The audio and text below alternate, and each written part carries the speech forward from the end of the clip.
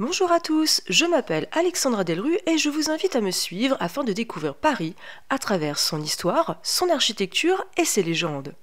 Si chaque arrondissement a son monument phare, il en possède d'autres tout aussi intéressants qui, hélas, sont parfois devenus invisibles tant ils sont incorporés à leur environnement.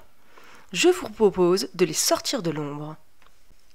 L'hôtel du Louvre est un hôtel de luxe de style Second Empire. Il fut bâti à l'initiative de l'empereur Napoléon III en 1855 par les architectes Alfred Armand, Charles Rohaut de Fleury et Auguste Pellochet.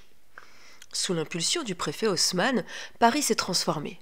Les ruelles sombres et insalubres qui entouraient le musée du Louvre ont disparu au profit de larges artères. À l'ouverture de la rue de Rivoli, Napoléon III lance les projets du nouvel opéra et de l'avenue qui le desservira.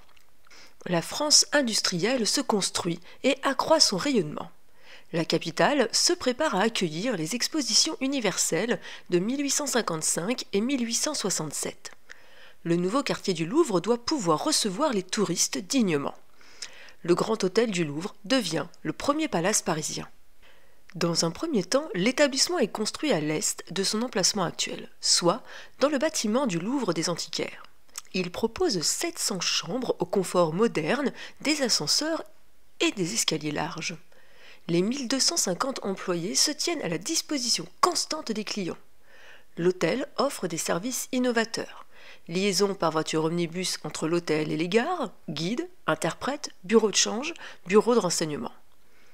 Le restaurant acquiert lui aussi une grande renommée en proposant, certes, des plats régionaux français, mais également une cuisine internationale. Dès sa construction, 41 boutiques de luxe occupent le rez-de-chaussée du Grand Hôtel. Constamment agrandi, les espaces commerciaux envahissent peu à peu tout l'hôtel. Celui-ci finit par céder, à la fin des années 1880, la place au grand magasin du Louvre, dont une publicité indique « Tout l'hôtel du Louvre converti en magasin ». En 1887, l'hôtel déménage de l'autre côté de la place du Palais Royal. Entre 1897 et 1898, le peintre impressionniste Camille Pissarro s'installe dans une suite de l'hôtel, qui prit son nom ultérieurement, et y peint plusieurs tableaux immortalisant le quartier à son époque. En 1910, le psychanalyste Sigmund Freud séjourne à l'hôtel et y écrit Un souvenir d'enfance de Léonard de Vinci. L'établissement inspire également l'écrivain écossais Arthur Conan Doyle, qui y fait séjourner un personnage dans une aventure de Sherlock Holmes. D'ailleurs, une plaque, posée à l'initiative de la Société Sherlock Holmes de France, y fait référence. Durant la Seconde Guerre mondiale, l'hôtel du Louvre devient le quartier général d'un Sonderkommando SS. En 2001, l'hôtel est entièrement redécoré par l'architecte d'intérieur Sibylle de Margerie, suite à son rachat par le groupe Concorde Hotels & Resorts. En juin 2012, le groupe revend plusieurs de ses hôtels à des investisseurs qatariens. L'hôtel du Louvre, en toute logique, ainsi que le Martinez, le Palais de la Méditerranée et le Concorde Lafayette. La finalisation de la transaction est annoncée officiellement le 1er février 2013. L'hôtel du Louvre est désormais détenu par Constellation Hotels Holdings, une société de gestion basée au Luxembourg.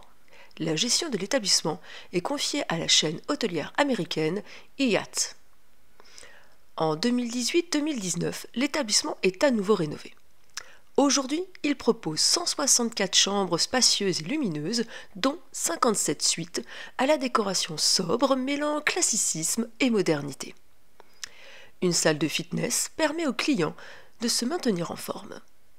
La splendide verrière Second Empire abrite l'Officine, un bar moderne proposant des cocktails aux inspirations herbacées, ainsi qu'une cuisine légère et végétale en hommage à la passion de Napoléon III pour la botanique.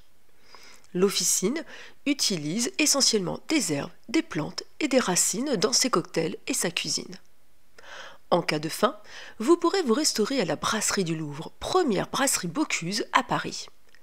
Le chef Denis Bellon met en lumière les recettes emblématiques du pape de la gastronomie Paul Bocuse, une cuisine authentique et généreuse. Vous apprécierez également la décoration typique des bistrots de l'époque, banquette rouge, galerie chapelière et nappe blanche. Je vous remercie d'avoir regardé cette nouvelle vidéo de balade parisienne. J'espère que vous avez apprécié la visite et n'hésitez pas à vous abonner. À bientôt pour une nouvelle découverte. En attendant, passez une excellente journée.